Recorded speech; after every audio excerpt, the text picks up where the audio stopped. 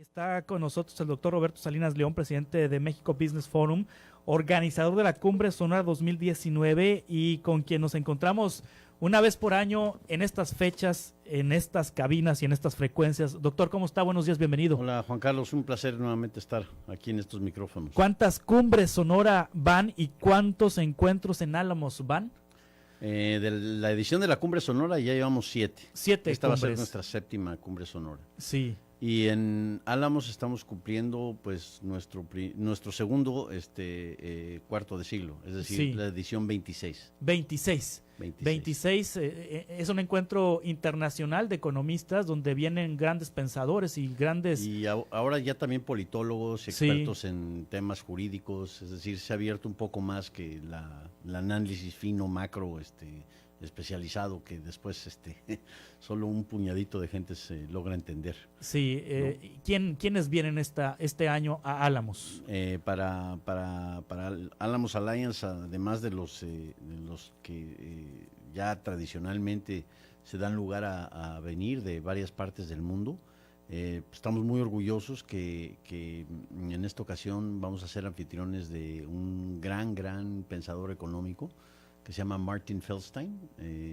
Fue el presidente del National Bureau of Economic Research y es hoy por hoy una de las voces más importantes en materia de que la recesión, las tasas de interés, Sí. la política monetaria, la política fiscal, y tiene una gran habilidad también de explicar esto en peras y manzanas. Entonces llevamos más de 10 años tratando de convencerlo y ahora lo convencimos. Tenemos un gran panel sobre Estado de Derecho y orden institucional, en donde un gran pensador en materia de leyes, Richard Epstein, viene del Hoover Institution en Stanford, y bueno, un nombre muy conocido, Francis Fukuyama. Claro. En esta ocasión tenemos la gran fortuna de que lo hemos logrado convencer para... Fukuyama estará en Álamos. Fukuyama va a estar en Álamos, así Sí. es. Y bueno, él y varios más, ¿no? Sí. Y creo que varias caras nuevas. Hay una extraordinaria economista y politóloga venezolana que se llama Sari Levy, que con todo lo que está pasando en Venezuela ahorita, yo creo claro. que va a estar interesantísimo. Ella trabaja mucho con Ricardo Hausmann, que quizá tú lo ubicas, Juan Carlos, del Centro de Desarrollo Internacional en Harvard, un economista venezolano que además es muy cercano a México y muy amante de México.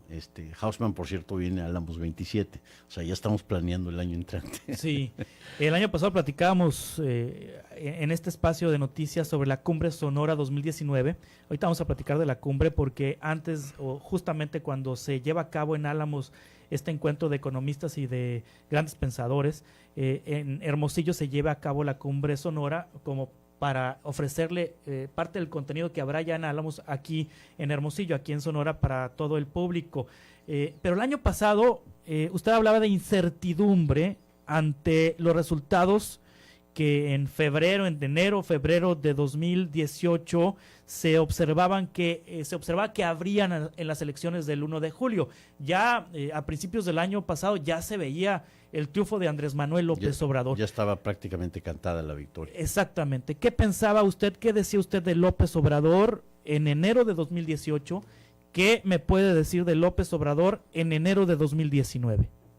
Es una gran pregunta, Juan Carlos. En enero del 2018 decíamos que bueno, en parte es un ser político que llevaba ya 12 años en campaña, o sea, ya era una marca completamente establecida.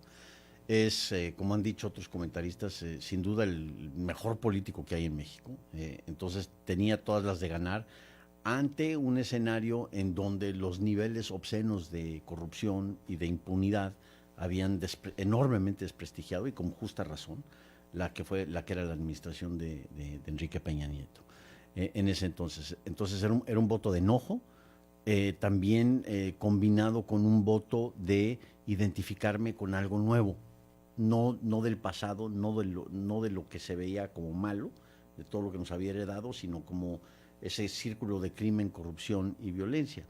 Ahora, en enero del 2019, con el enorme capital político, lo que sí no veíamos es que iba a ganar en forma tan aplastante. Claro.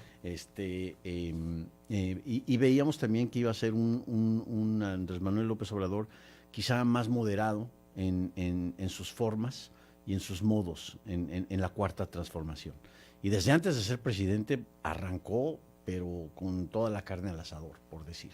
La cancelación del aeropuerto, lo de las consultas populares, el Tren Maya va porque me canso ganso, todo el ataque contra este fantasma llamado el neoliberalismo. O sea, en la toma de posesión mencionó la palabra neoliberal 16 veces. Sí. ¿No? Democracia o justicia o demás fueron 4 o 5 veces, que es lo normal, pero aquí fue verdaderamente un ataque frontal a todo lo que se identifica con un pasado lleno de corrupción, de impunidad, clientelismo, etcétera, etcétera. Sin embargo, hoy en día pues vemos una avanzada. En enero del 2019 veo una avanzada pues donde nuevamente se generan muchísimas incertidumbres, porque ¿cómo va a reaccionar una economía que se ha globalizado en los últimos 25 años, donde el comercio exterior, aquí en Sonora lo saben muy muy bien, el comercio exterior, la manufactura, la transformación industrial se ha convertido en un pilar del crecimiento de México, por tan bajo que sea a nivel general, pero por otro lado, empezar a combinar cosas como precios de garantía o la centralización de lo que se pretende hacer en Pemex, la enorme inversión que se quiere hacer en una refinería, cuando claramente los márgenes están más bien en la explotación del crudo.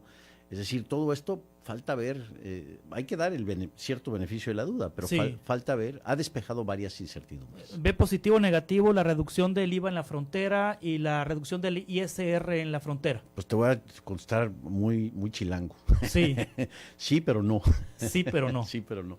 Es decir, veo muy positiva la idea de reducir el IVA y de reducir el ISR, sobre todo en términos de la simplificación, que eso significa, porque si a mí me lo reduces y me lo haces fácil, entonces voy a estar mucho más dispuesto a pagar que a tratar de ver las maniobras de las cuales después veo cómo le hago para minimizar, ¿no? Para evitar, no necesariamente evadir, pero para evitar imposiciones. Pero luego yo en el DF o en Aguascalientes o en Campeche o en el mismo Tabasco digo, ¿y yo qué? ¿Por qué en el norte sí y acá no? Se ve la lógica. Es que te estoy unificando con el impuesto, el sales tax de Arizona o de California o de Texas, lo estoy más o menos equilibrando, entonces te estoy haciendo más competitivo. Maravilloso. Yo veo eso con muy buenos ojos, pero más de hablar de una zona libre, yo hablaría de un país libre. Es decir, puede ser la punta de lanza para después hacer una verdadera reforma fiscal como la que hemos buscado durante muchos años. Y ahí se aventaría un 11 de 10. La ausencia del presidente mexicano y de su gabinete en el Foro Económico Mundial, ¿va a afectarle a México o no? No, yo creo que definitivamente, de alguna forma u otra, lo afecta. Sí, es la primera vez que la delegación mexicana no es de alto nivel, la que asiste a Davos, ¿no? Sí, la subsecretaria. Va una subsecretaria de Economía. Aunque, vaya, ella ya tiene una tradición y es un personaje muy reconocido, pero claramente en un escenario en donde estás tratando de captar la atención de todos los inversionistas y del escenario mundial de qué es lo que está pasando en México, pues yo no voy a ir a escuchar, suena feo, pero no voy a escuchar a la subsecretaria, yo quiero escuchar más bien, vino el presidente de Brasil, que dice que va a transformar a Brasil y que bueno, que va a reconvertir a Brasil en una gran economía y potencia mundial, etcétera. Bueno, va a haber más incentivo de escuchar lo que se dice de Brasil, de Argentina, de Colombia, de Guatemala, de lo que está pasando en México. Yo creo que mínimo el secretario de Hacienda debió haber acudido. Claro que también esto nos agarró en medio de una enorme crisis con la explosión en Puebla de los ductos. Pero no hay que menospreciar foros de esta naturaleza, no son fifís, son realidades. Son realidades. Sí. Y un foro como el Davos llega desde la extrema izquierda hasta el de la extrema derecha, y ahí es para tratar de enamorar y convencer a los capitales que te pueden aportar para el Tren Maya, que te pueden aportar para proyectos de infraestructura, para proyectos de capital humano. Es justamente donde se hace el cabildeo y donde se trata de enamorar a los capitales, que hoy en día es tremendamente competitivo. Sí. Digamos, la competencia por atraer capitales y retenerlos. Hay riesgo con los organismos autónomos en México. Por ejemplo, ya se completó el Consejo del Banco de México, ¿no? Sí. Sí, bueno, las dos vacantes que había, los dos subgobernadores, ahora con Gerardo Esquivel y con Jonathan Heath, y ha habido mucho comentario, vemos con buenos ojos. Sí. Yo francamente veo a Gerardo Esquivel mucho mejor en el Banco de México que en la Subsecretaría de Que en Egresos. Hacienda, sí. Pero en la subsecretaría, Juan Carlos, la subsecretaría de egresos es extraordinariamente complicada. ¿Por qué? Porque es quien Es la da que la lana. gasta, sí. Es la que gasta. Entonces ahí caen todas las solicitudes, las peticiones, las demandas, y si uno realmente va a practicar austeridad republicana, tiene que tener el estómago, tiene que ser una especie de Iron Man que diga Sí. no. Y hay veces, como ya vimos con Carlos Hurtado, que incluso le puede costar hasta la vida política, ¿no? Sí. Carlos Hurtado, que en alguna vez fue nominado a la secretaría, a la vicegubernatura del Banco de México. Y Jonathan Heath, pues, es un personaje muy respetado a nivel internacional. O sea, veo muy buenas esas designaciones. Quizá nos preocupa que Gerardo Esquivel esté casado con La secretaria de Economía, sí. Economía. Ahí hay un claro conflicto de interés, o sea, clarísimo conflicto de interés, pero Claro. bueno, es parte de lo que se cuestiona ahora con la autonomía de estos órganos descentralizados, que además han sido muy buenos para imponer el inicio de un sistema de pesos y contrapesos. Y eso Sí. sería muy dañino que se nos viniera abajo. Y por cierto, hablábamos ahorita de Davos y de los capitales internacionales. Eso lo van a castigar los capitales. Si no se ven reglas claras y sencillas para nuestro mundo complicado, eventualmente lo castigan. Si ven que yo puedo dominar todas las instituciones supuestamente autónomas, eso va a tener una consecuencia. Un costo. Eso eventualmente va a tener un costo. ¿De estos temas van a platicar en la Cumbre Sonora y en Álamos? Definitivamente. Sí. Bueno, tenemos toda una sesión en Álamos Sí. justamente para esto. Y otro tema, Juan Carlos, muy interesante, que ya no podemos decir que si eres populista o no eres populista. Es más bien esta nueva idea de la política de la identidad, de la tribu. Sí. Yo contra ellos, nosotros contra ellos, es decir, los grupos. Lo ves en Estados Unidos muy claramente, con los dos personajes, Nancy Pelosi en la Cámara de Representantes y Donald Trump, que si abre y que si no abre el gobierno y que si va a haber un presupuesto para el año entrante. Lo vemos en Brasil también, donde no podemos decir que Bolsonaro es un tipo digamos, de izquierda populista de los 80s, no, es más bien la política de la tribu. Nosotros, aquí somos los buenos y los malos. Los buenos y nobles, el pueblo bueno y sabio, sí. contra los fifís. Sí. ¿No? Este es parte de lo que en inglés se llama la identity politics. O sea, lo correcto sería un fifichairo. La mezcla de los dos. Te voy a robar esa expresión. ¿Un fifichairo? Un fifichairo. Pues no, más bien lo que lastima de la política de identidad es que se desploma el diálogo. Claro. Es decir, hay enfrentamiento, confrontación, polarización. O sea, el Twitter, ¿no? Es una cosa tremenda. Tú eres todo un maestro en materia de Twitter, pero ves ahí que son descalificaciones, no son argumentos, claro. Son descalificaciones. Si el economista Isaac Katz critica los precios de garantía, no, es que tú eres un judío que no sabe para nada. A ver, espérame, ¿y dónde estás si son buenos o si son malos? Ya entramos en descalificaciones porque... pero es un fenómeno que está sucediendo a nivel mundial. En Europa está generalizadísimo el tema de la política de la tribu. Pero ahí tiene la responsabilidad el presidente de la República de no confrontar más a la población, ¿no? De no confrontar y de salir adelante. Con su discurso. Además, no tiene ninguna necesidad de seguir en campaña. O sea, de que tiene capital político y probado este ataque contra los huachicoleros, por ejemplo, y los enormes. Aquí en Hermosillo, en Sonora, no lo han vivido, pero créeme, en la capital, por lo menos al inicio, eran estarte 2 horas, 3 horas en fila para poder cargar gasolina. Sí. Ahora, vas a decir, ay, Roberto, pero es que tú eres fifí. Bueno, perfecto. Dime lo que digas, ¿no? Pero ¿qué tal los taxistas, por ejemplo? Claro. Que han perdido 2 días de sus 5 días hábiles, simplemente porque tienen que estar en fila para cargar gasolina. Y aún con todo el tremendo costo de oportunidad que ha involucrado esto, le genera una aprobación bastante sorprendente. Entonces, no tiene tema de capital político, no lo ha perdido.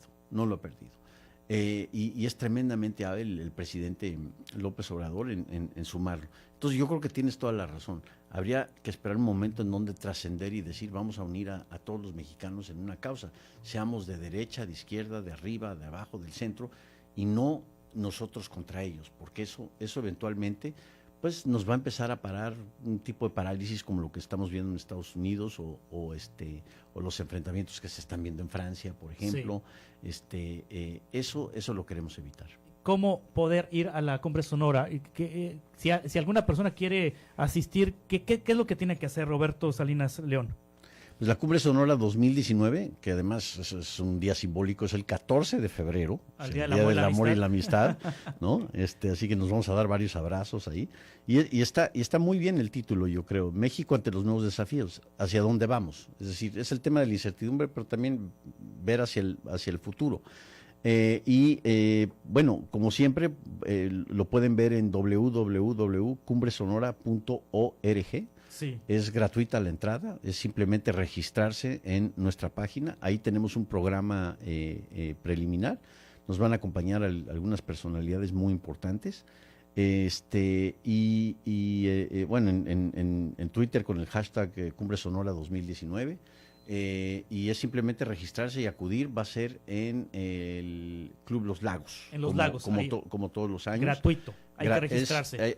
Simplemente hay que registrarse. En la página hay que registrarse y se puede registrar uno si quiere hasta el mismo día. Pero vaya, va a haber temas sobre México y América Latina, recuperando el futuro con el ya conocido Ricardo López Murphy, el argentino que regresa. No estuvo el año pasado, pero regresa en esta ocasión. Doctor Alejandro Valenzuela, del director de Banco Azteca, que nos va a dar una ponencia también.